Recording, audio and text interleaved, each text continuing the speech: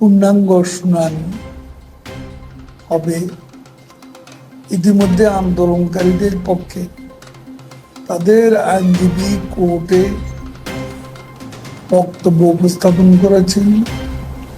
চূড়ান্ত শুনানিতে আন্দোলনকারীদের পক্ষের আইনজীবী আরো যুক্তিতর্ক উপস্থাপনের সুযোগ রয়েছে। দেশের সর্বোচ্চ আদালত চূড়ান্ত শুনানির মাধ্যমে এ বিষয়ে নিষ্পত্তি।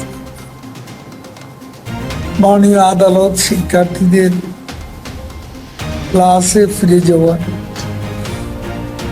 স্ব শিক্ষা প্রতিষ্ঠানে ক্লাসে ফিরে যাওয়ার নির্দেশনা প্রদান করেছেন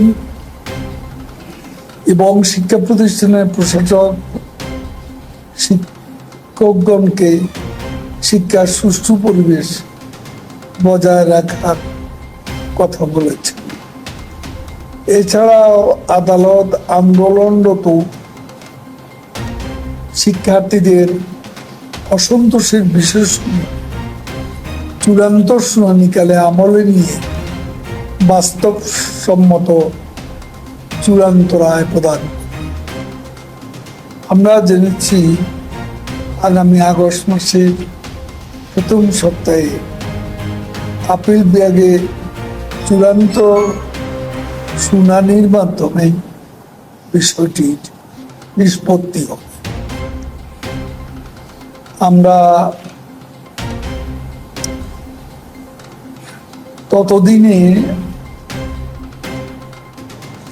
আন্দোলনকারী শিক্ষার্থীদের ধৈর্য ধারণ করতে বলবো। একই সাথে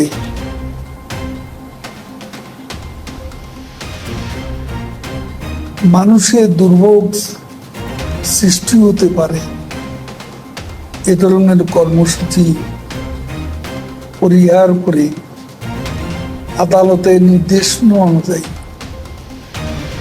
যার শিক্ষা প্রতিষ্ঠানে ফিরে যাওয়ার অনুরোধ করছি। Thank you.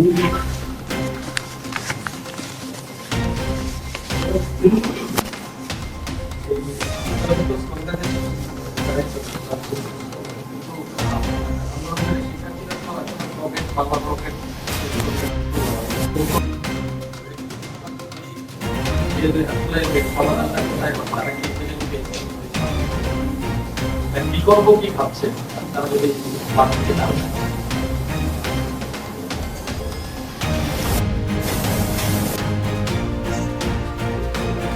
প্রধান বিচারপতি নেতৃত্বে যে রায়টি দিয়েছে এর প্রতিক্রিয়া ঠিক এই মুহূর্তেই আমরা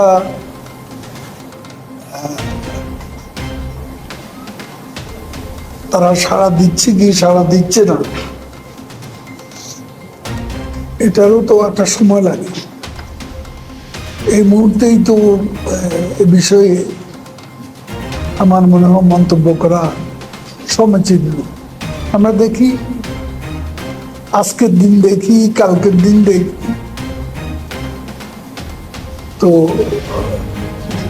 প্রতিক্রিয়া কি এটা তো এক ঘন্টার মধ্যেই প্রতিক্রিয়াটা পুরোপুরি লক্ষ্য করা যাবে, দৃশ্যমান হবে এমনকি ভাবা তো ঠিক নয়। আপনাদেরকেও বলছি ধৈর্য ধরুন।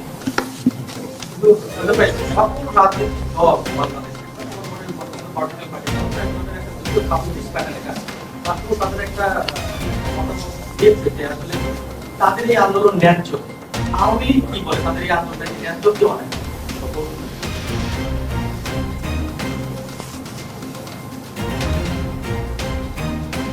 আমরা তারা যে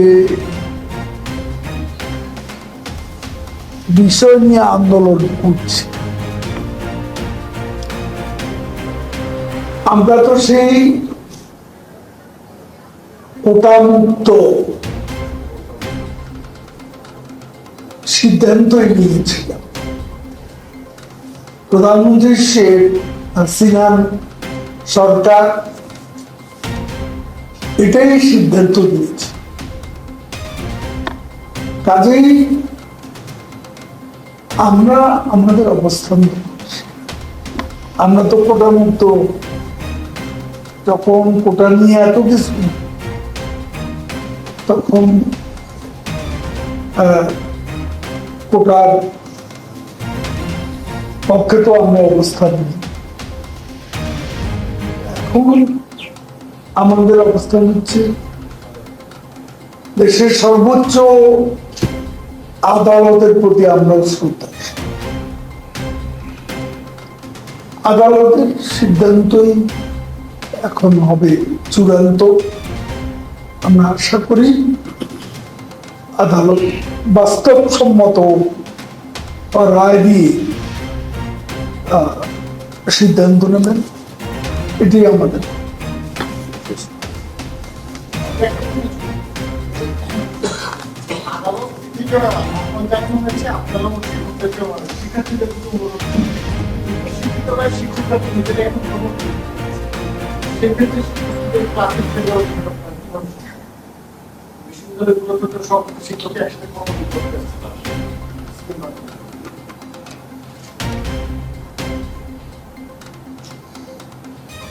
বিশ্ববিদ্যালয়ের শিক্ষকদের ব্যাপারটাও আমাদের যোগাযোগ আছে।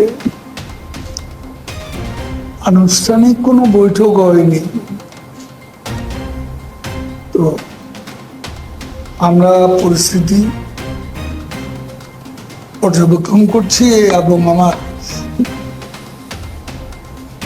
বিশ্বাস অচিরে সমস্যার